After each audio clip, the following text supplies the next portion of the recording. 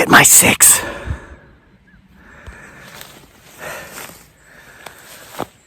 Guys, we're in the woods again today with proof, video proof, finally. Wait a minute. Oh, got it backwards. Finally, video proof that the beast is real.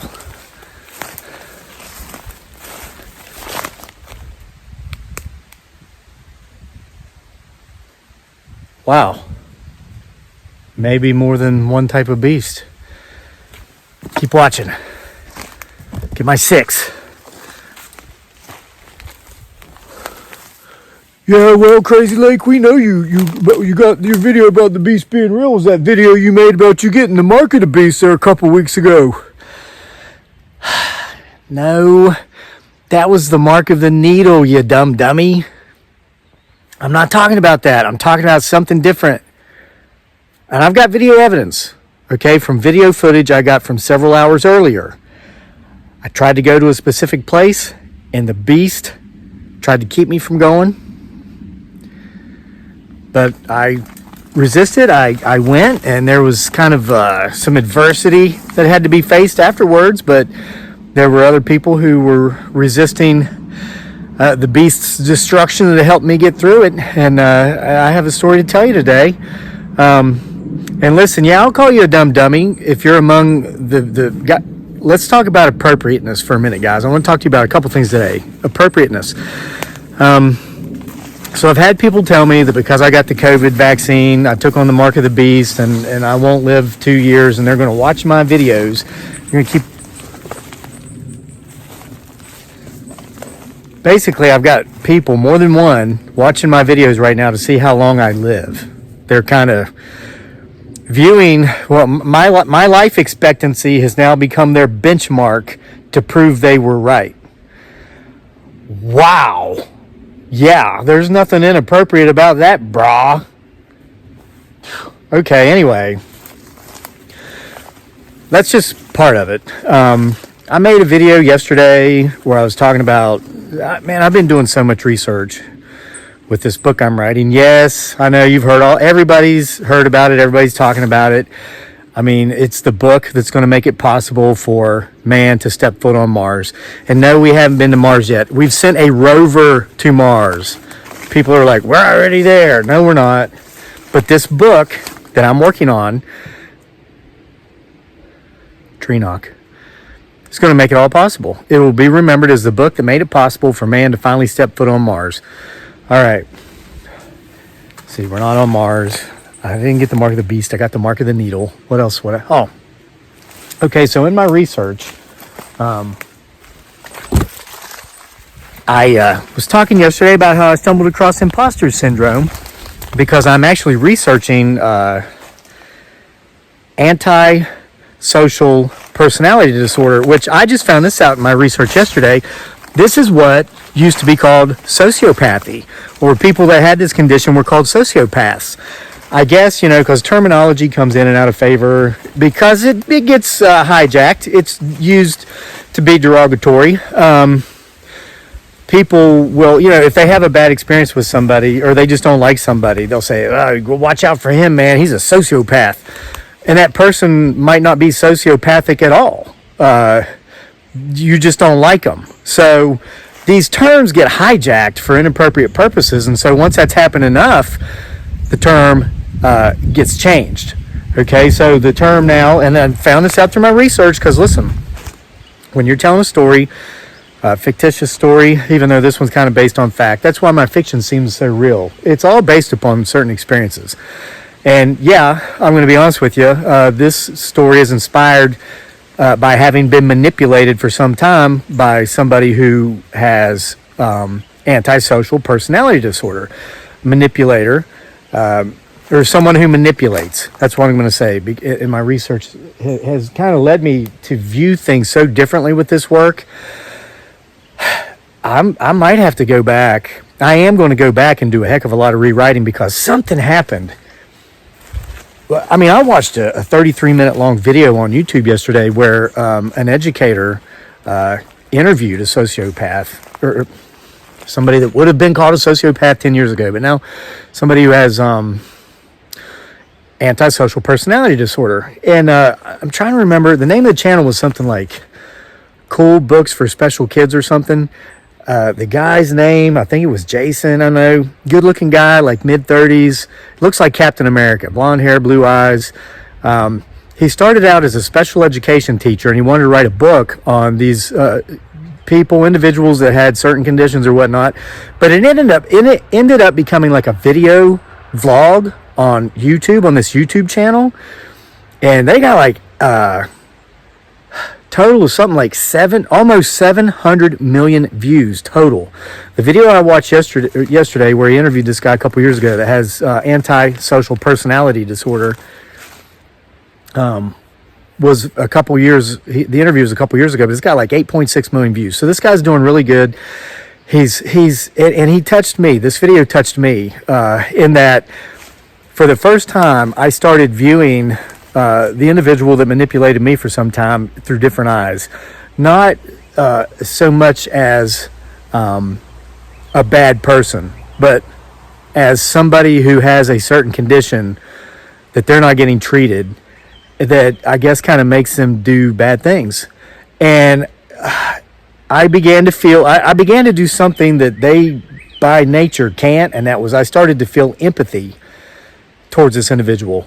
So this is going to result now listen, the story, it's going to end a little bit differently, because I'm going to be honest with you, man. I mean, when you get these people who have this condition in your life, and listening to this guy talk during this interview, it's kind of like they view everybody that comes across their path as a mouse and they're a cat. And it's like, okay, what can I gain from this person, be it of material value, monetary value, or services? Can I get them to do something? And it's not so much that they need or even want those things as it is that their MO is, I'm the cat, you're the mouse, let's play. And the guy said, he says, it's not that you have to fear like physical violence when you're, with somebody who has antisocial personality disorder, as much as it is, you're going to be manipulated. You will be directly, outright lied to. And he was mentioning about how, like, little things, like he decides he's going to go out for lunch. He needs $10 for lunch, and he happens to see you as he's on his way out. He might come over and tell you that he misplaced his wallet. For the life of him, he can't find his wallet, and he needs $10 for lunch just to get your $10 for lunch, even though his wallet's inside his jacket pocket or his wallet's in the car. It's a game. It is a game. And, $10, that's not going to break the bank for most people, but he said that then allows him to feel superior to you intellectually, and then develop sort of like this narcissistic view that he's just better than you because he manipulated you. And I was like, yeah, that guy I dealt with, that's what he would do, just simple little things, and then he'd smirk before I finally figured it out. And here's where I began to feel empathy, and where I guess healing started to come through. The interviewer asked him, he said, if you could go back and say anything to your victims, because that's what they're predators, and they prey on victims, people they can manipulate, what would you say? And he said, well, I wouldn't tell you I'm sorry, because I'm not. It's like an emotionless thing. He says, and I wouldn't ask you to forgive me because I don't care. He said, I don't care. But this guy, he's trying to not be this way anymore. And he said, what I hope you can forgive yourself for having been manipulated. He said, it wasn't your fault. He said, you were just being a good person. You were just being good. There's nothing wrong with you. He said, the wrong was in me, and I wasn't being good. And I thought, that, and I've never heard that. And because I thought about the way, and it wasn't just, I've probably dealt with these people before in my life too. It wasn't just one guy, but certain things with this one individual inspired. It's a full-length novel. It's coming up, and it's gonna revolutionize literature. It's gonna break every record in whatever category it even gets published in.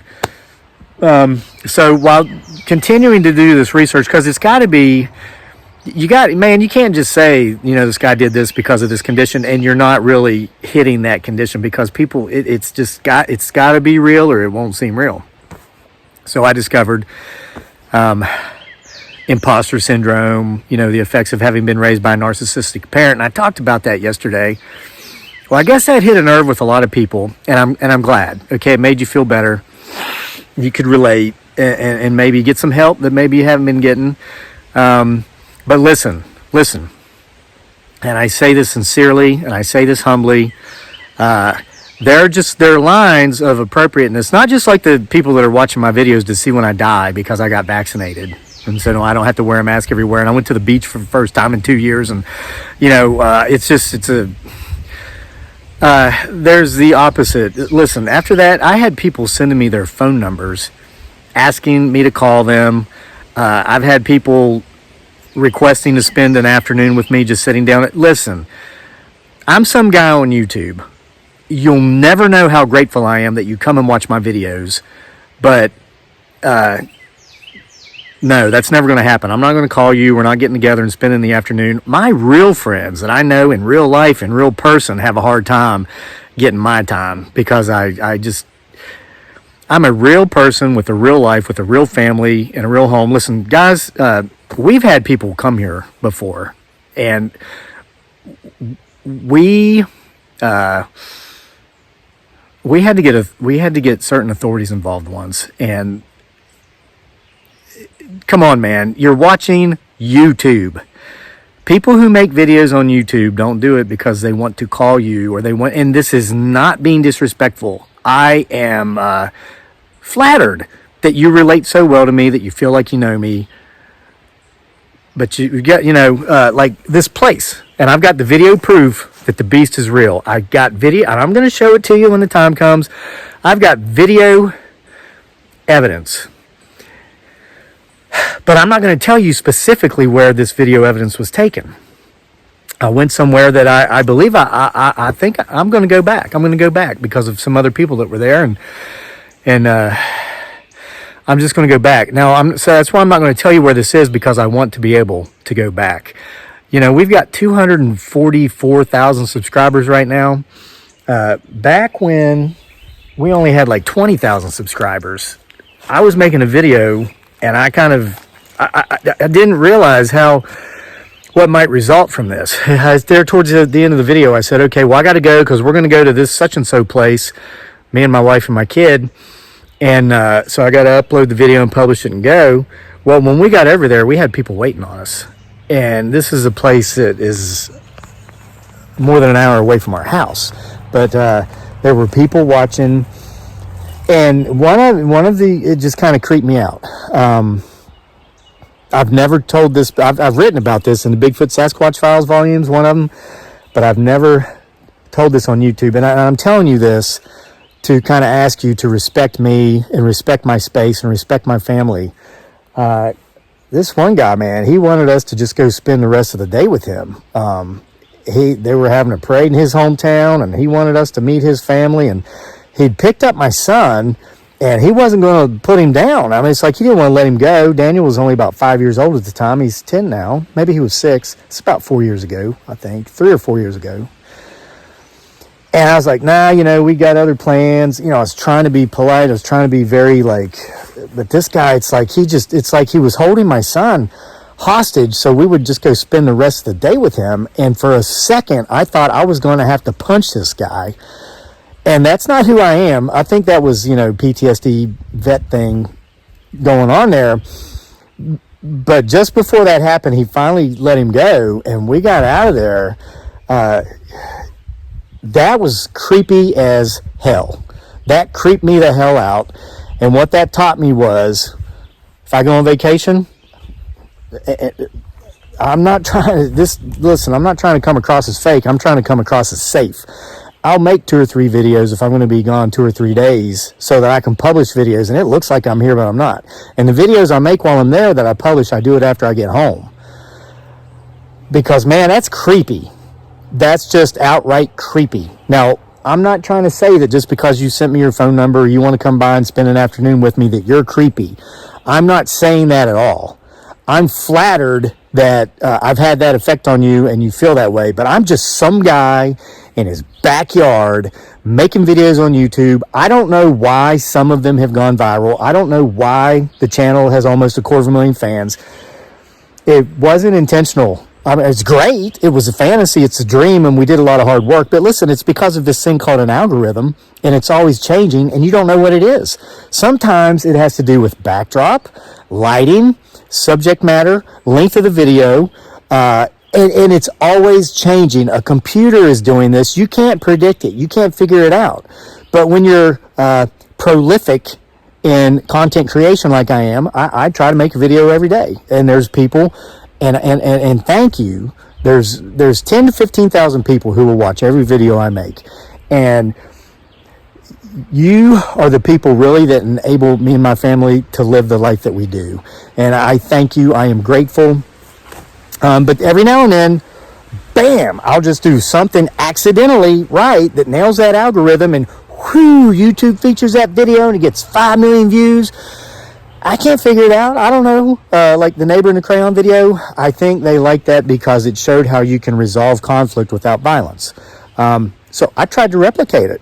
Never happened again. So there was something there must have been, I don't know, lighting or video, who knows. Can't figure it out. So just some guy doing those things. So please respect me. Please respect my family, and don't expect a phone call. You're not going to get one. Now, with this said, and I was doing more research last night, and if some of the findings that I come across while I'm writing this book help you, benefit you, that's great, that's wonderful. But I just felt something sincere. When that person with antisocial personality disorder, somebody that 10 years ago we would have called a sociopath, said what he said about forgiving yourself because you were manipulated and taken advantage of it, not because you're stupid or you're dumb. And who goes out into the world saying, hey, I'm just going to come across somebody today who's going to just view me as a means to an end and see what they can get from me?